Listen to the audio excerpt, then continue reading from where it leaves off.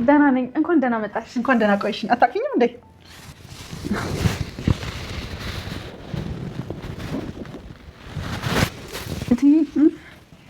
እኔ ደህና ነኝ። ሻኒ እግዚአብሔር ይመስገን ሰላም ነኝ።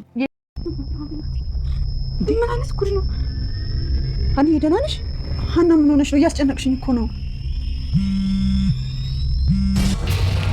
ሄሎ አሴር፣ አባዬ ምን ሆነ? አባዬ ምን ሆነ? መስቀሌ ለምንድን ነው የወሰድሽው? አላየሁም፣ አልወሰድኩም። እርግብ በስርዓት አናግሪኝ። ምን ያስጨውሻል? እያወራሁሽ አይደል እንዴ? በስርዓት እንድታናግሪኝ እፈልጋለሁ። ምንም ማናግርሽ ነገር የለም እባክሽ።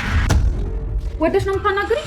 ልቀቂኝ ወደዛ ገረድ። የፈለግሽው ማለት ትችላለሽ፣ ግን መስቀሌ እንድትመልሽልኝ እፈልጋለሁ።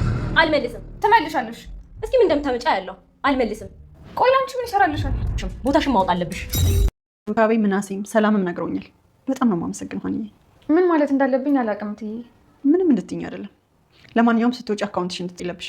እኔ አልሳቀቅም። ምን አሳቀቀኝ? ሁላችሁም ለእኔ ጥሩዎች ናችሁ። እሺ በቃ ልብስሽን ቀይሪና ሂጂ ሳይመሽብሽ። ማን ነበር ስምሽን ያልሽኝ? ምን እያደረግሽ ነው? ምን ነው እትዬ? የሚፈልጉት ነገር አለ? አንቺ ግን በዚህ ሰዓት ስልክ መነካካት ጥሩ ነው? ምን ልስራት እትዬ? ምን ልስራት ያለሽ እንዴ? ምን ልትሰሪ ነው እዚህ ቤት የተቀጠርሽው? አይ ማለቴ ስራ ጨርሻለሁ ብዬ ነው። ስራ ደግሞ ያልቃል እንዴ? ታዲያ ምን ልስራት እትዬ? አሁን ለልጅቷ ደህና ነገር ስሪላት። ለማን? ለሰላምዬ ነው? የምን አባሽ ሰላም? ለእርግብ ነው ያልኩት። እርግብ ማን ናት? እየቀለድሽብኝ ነው? ኧረ አይደለም፣ ስላላወኳት እኮ ነው። የመጣችው ልጅ ናታ። ወይኔ ጉዴትዬ፣ በጣም ይቅርታ። ሰውዬው እኮ እርግብ ብሎ ሲጠራ ሰምቼ ነበር ነው። እዛ ይቅርታ አትበይኝ። የምትበላውን ነገር ቶሎ ስሪላት። ምን ፈልገሽ ነው? አንቺ ነው። ቀኑን ሙሉ ስራ በዝቶብኝ ስለነበር ነው ያልተገናኘ ነው። ይቅርታ። ደወለ እኮ። ማን እንዳትዪ። ይቅርታ ሰላምዬ፣ ለምዶብኝ እኮ ነው። እና ምን አለሽ? ላግኝሽ አለኝ። መቼ? አሁን ነው። አልመሸም እንዴ ሰላምዬ? ገና አይደል እንዴ ሀኒዬ? ልታገኙ ፈልገሻል ማለት ነው? ባገኘው ደስ ይለኛል። እንደሱ ከሆነ አገኘው።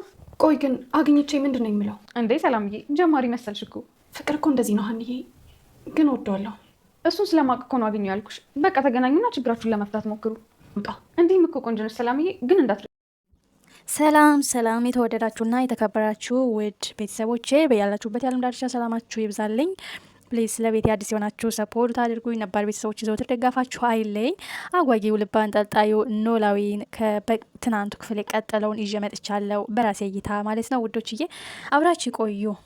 ተወዳጇ የኖላዊ ድራማ ድምቀት የሆነችው ሀኒዬ አሁንም ፈተና በዝቶባታል። ወይዘሮ ሜላትም አሁን እርግብ ያለችው ነገር እውነት ነው ወይ? አንቺ ሌባ ነሽ ወይ እያለች ነው። ምክንያቱም ቁምሳጥን ስትፈትሽ አጋጣሚ እንግዲህ እጅ ከፍንጅ ይዛታለች ና ቀድማ ደግሞ ያች የተረገመች እርግብ ሀሴት ነኝ በማለት የመጣችው እሷ ነግራት ነበረ። ግን ወይዘሮ ሜላት ያየችውን ነገር ቶሎ ትጠራጠራለች። ሀኒዬም ምን እየሰራች ነው ስትላትም ተደናግጣ ተደናብራ እንትር ትላለች ማለት ነው። ምንም አልሰራውም ስትልም ወይዘሮ ሜላት ቢጨንቃት እርግብ ያለችው እውነት ነው ወይ? ልትሰርቂ ነው ወይ? እንዴት እርግብ ምን አለች? ሌባ ናት ትላለች። እኔ አይደለሁም ሌባ አይደለሁም በማለት ትታት ሄዳለች።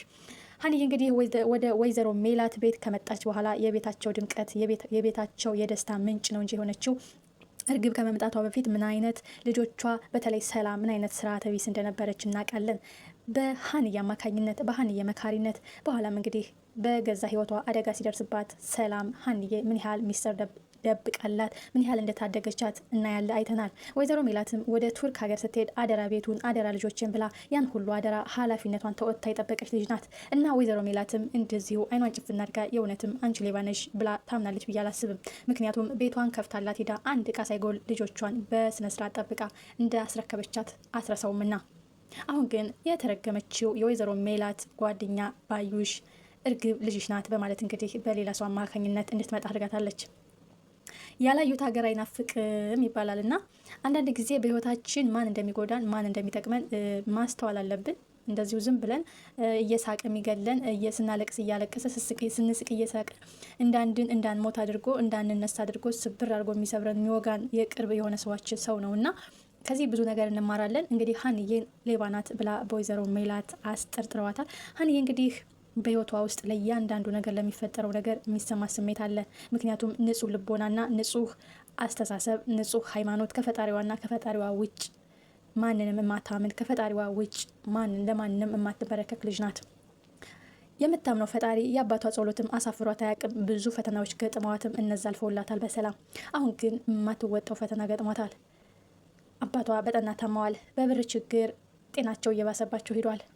የተቀጠረችው እናቷ ቤት ነው።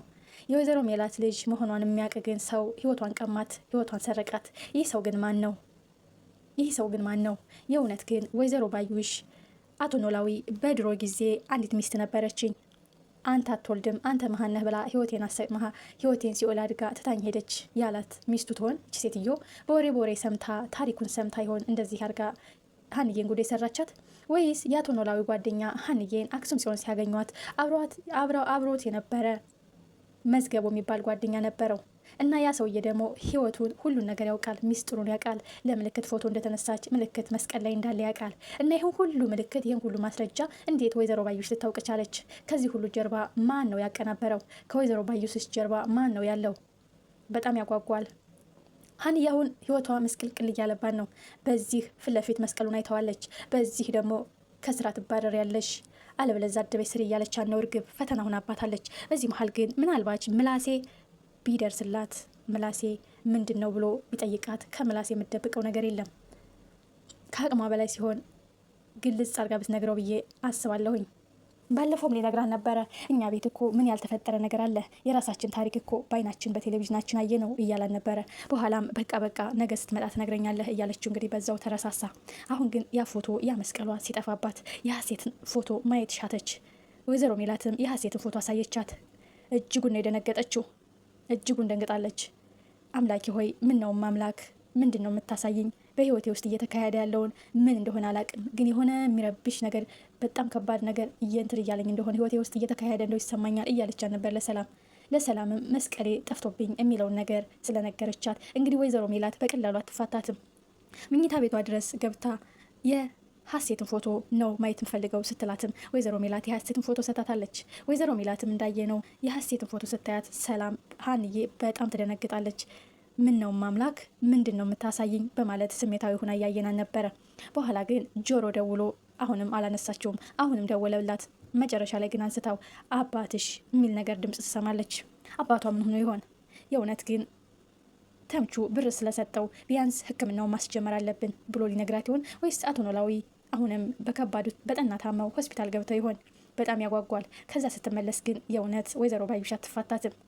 ሀንዬ አሁን በጣም አወዛጋቢ ውስጥ ነው ያለችው። ስሜቷን መረጋጋት አልቻለም። ጭራሽ የእሷን ፎቶ እዛ ቤት ውስጥ ማግኘቷ በእርግጠኝነት ቤተሰቦች ናቸው ብላ ታምናለች።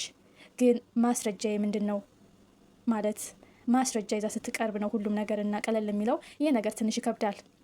ግን ከምንም በላይ እርግብ ስለመጣች ደግሞ እርግብን ወጥመዱን እያጠበበችባት ነው። ምን ይሆን ቀጣይ ክፍል